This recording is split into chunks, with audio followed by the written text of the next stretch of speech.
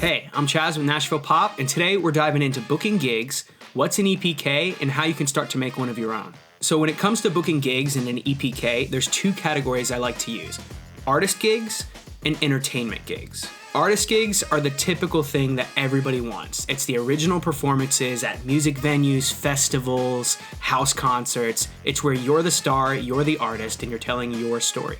Entertainment gigs are more about cover performances with a dash of the artist's life in it. So you may play a few original songs, but ultimately you're crafting a vibe, you're crafting the atmosphere, and playing familiar tunes for the audience to enjoy. Now, entertainment gigs could be anything from weddings, engagements, corporate functions, mixers, to even private events like graduation parties, retirement parties, birthday parties, family gatherings. The list goes on. The best way about booking these gigs, whether it be the artist side or the entertainment side, is to have an electronic press kit, otherwise known as an EPK. An EPK is just a quick way to tell your story and showcase your talents as an artist and a musician, as well as some live footage. Now, I like to break the press kit down into 6 categories. And each of these categories can kind of change whether you're going for the artist EPK or the entertainment EPK. And you'll see that as we start to get into it. So parts 1, 2, and 3 are very simple. It's who are you, where you're from, and what's your style and genre. So for me, a really quick one would be, hi, my name is Chaz Mazzota, and I'm an indie pop artist based in Nashville, Tennessee.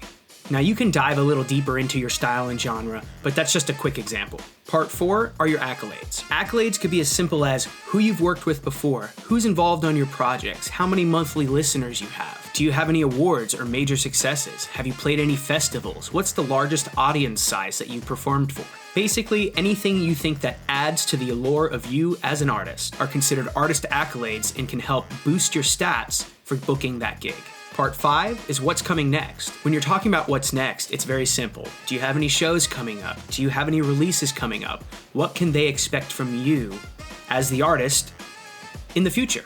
So the last section is the most important. It's actually the pitch, and it answers why this person is watching your video and what they're gonna get when they book you. You can also break it down into 3 main questions. Why are you telling them all this? How are you gonna fix their problem? And how can they get involved? Now, the thing about EPKs is that there's no right or wrong way to make one. It's just about showcasing yourself. The biggest part about booking gigs is to show that you have something available, that you're available to book gigs, that this is something that you do. The key is to make yourself presentable and make it known that you're out there. Your EPK should be available on your website, and it should also be, if possible, available on a quick one-sheet PDF that you can send out in an email. When it comes to getting the leads for your gigs, there's a lot of different ways you can do it. I personally use some online services such as The Bash, where you can actually sign up, make an account, make a profile, put in all your information, and they'll send you monthly auto leads. From there, all you do is bid out, and if you book the gig, you book the gig. If you'd like to sign up and try it out, you can check out my referral code below. So overall, when it comes to booking gigs, the key is to have a great EPK.